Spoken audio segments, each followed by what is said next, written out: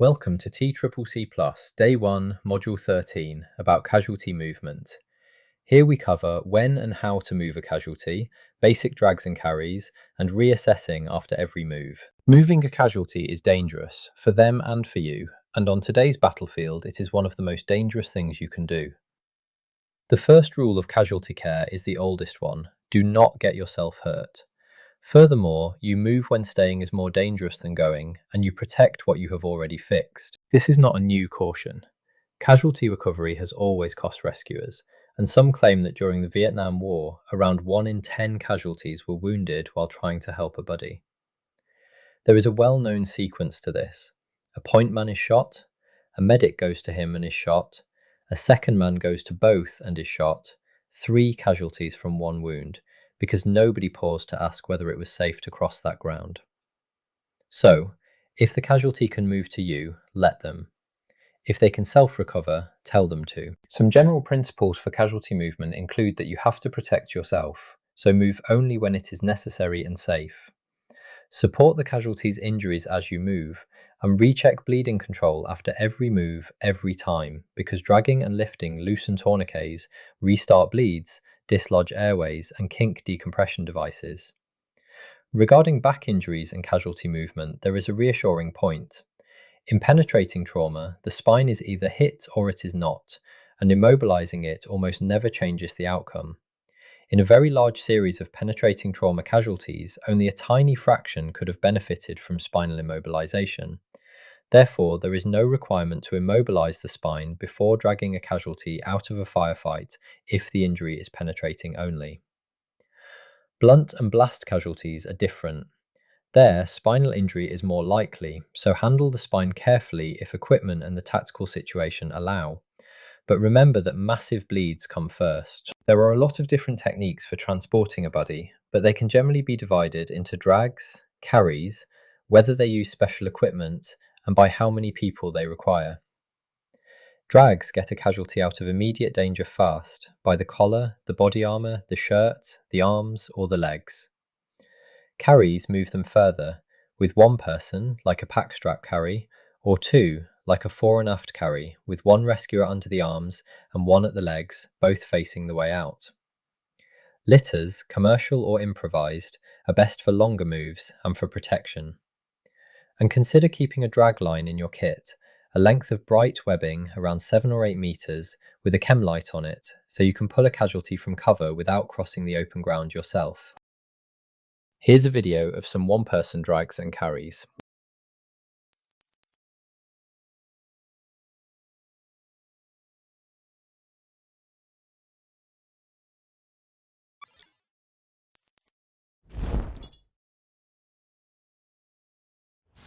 Hi, Justin here. I'm an active duty 68 Whiskey medic.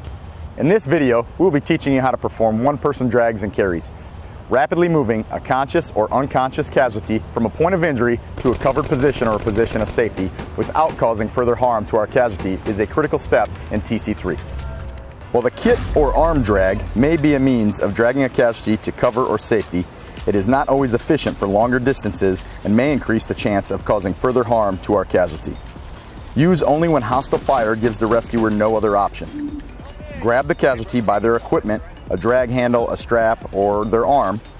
Some body armor is equipped with a drag handle. Make sure that the equipment is fully strapped and secured onto the casualty. While walking backwards in quick short bursts, drag the casualty towards cover.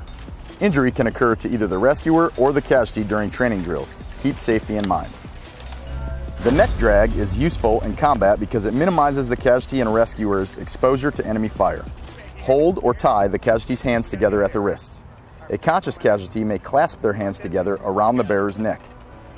This may be time-consuming if the casualty is unconscious and cannot hold their hands together.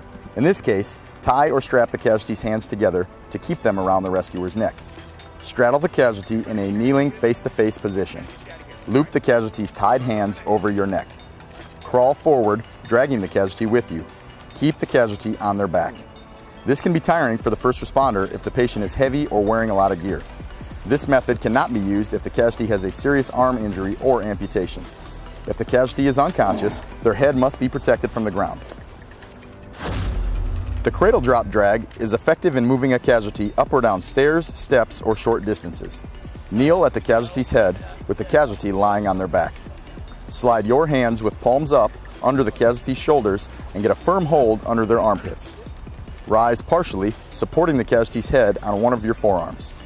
You may bring your elbows together and let the casualty's head rest on both of your forearms. Rise and drag the casualty backwards. The casualty is in a semi-sitting position.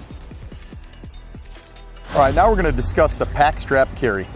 In the pack strap carry, the casualty's weight rests high on the rescuer's back. This makes it easier for you to carry the casualty a moderate distance, up to 50 to 300 meters. To eliminate the possibility of injury to the casualty's arms, hold the arms in a natural position around your neck. To start, squat in front of the casualty, facing in the same direction. Have the casualty wrap their arms around your neck. It is best if one of the casualty's arms is routed under one of the rescuer's arms and up towards the neck. Grasp the casualty's wrist and ensure their arm is over your shoulder.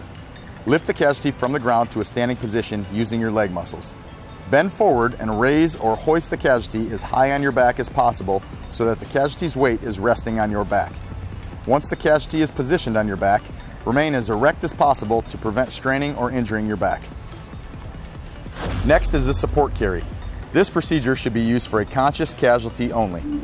Assist the casualty from the ground to a standing position. With your dominant hand, grasp the casualty's corresponding wrist and draw it around behind your neck. Place your other arm around the casualty's waist, grabbing the casualty's belt or clothing where the belt loop is positioned. While using yourself as a crutch, walk with the casualty.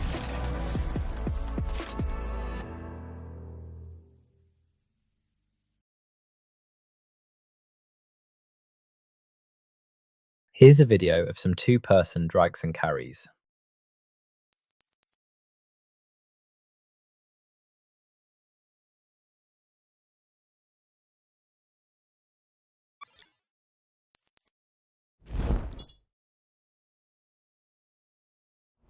Hello, Richard here. I'm an active duty 68 whiskey medic. In this video, we'll demonstrate how to perform two-person drags and carries.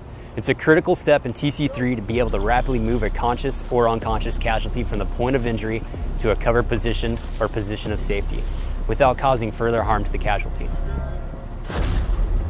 While the kit or arm drag may be means of dragging a casualty short distances to cover or safety, it is not efficient for longer distances and increases the chance of causing further harm to the casualty. This allows the rescuers to maintain a weapons-up posture while executing the drag.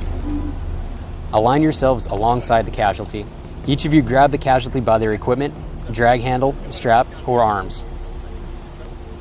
Drag the casualty behind you, going forward as quickly as possible in short bursts of movement. Remember, injury can occur to either the rescuer or casualty during the training drills, so keep safety in mind. A two-person supporting carry can be used in transporting conscious and unconscious casualties.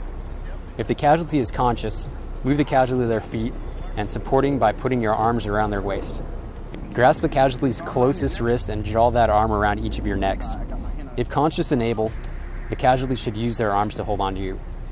Put your other arm around the casualty's waist and grab the casualty's web belt, if worn, or clothing, equipment, if possible.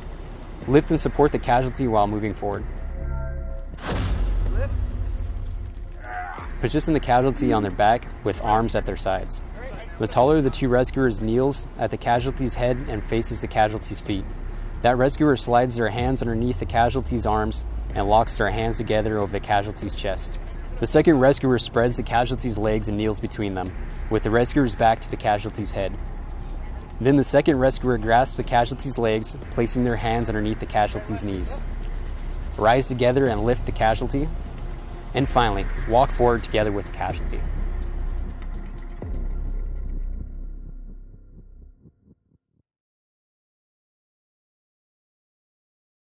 Regarding drag lines, a few meters of bright webbing turns one person into a casualty mover. Clip in, keep low, and pull along the body's long axis so you protect what you have already fixed. Mark it with a chem light so it is found in the dark. Moving is dangerous, do it deliberately. Now let's go over casualty movement by phase. While under fire, use only the fastest drag to cover, nothing more. Ideally, the casualty will move themselves to safety. During tactical field care, consider deliberate carries and litters once the bleeding is controlled. and during evacuation, protects the casualty and recheck everything after the move. Some common errors in casualty movement include covering open ground to reach a casualty who could have moved themselves, moving before the big bleed is controlled, and forgetting to recheck tourniquets and dressings after the move. Let's recap. Move only when staying is more dangerous than going. Let them self-recover if they can. Drag to cover, carry or litter for distance. Recheck bleeding control after every move. Thanks for watching our TCCC-Plus for non-medics Day 1, Module 13 about casualty movement. Next up is Module 14, Documentation.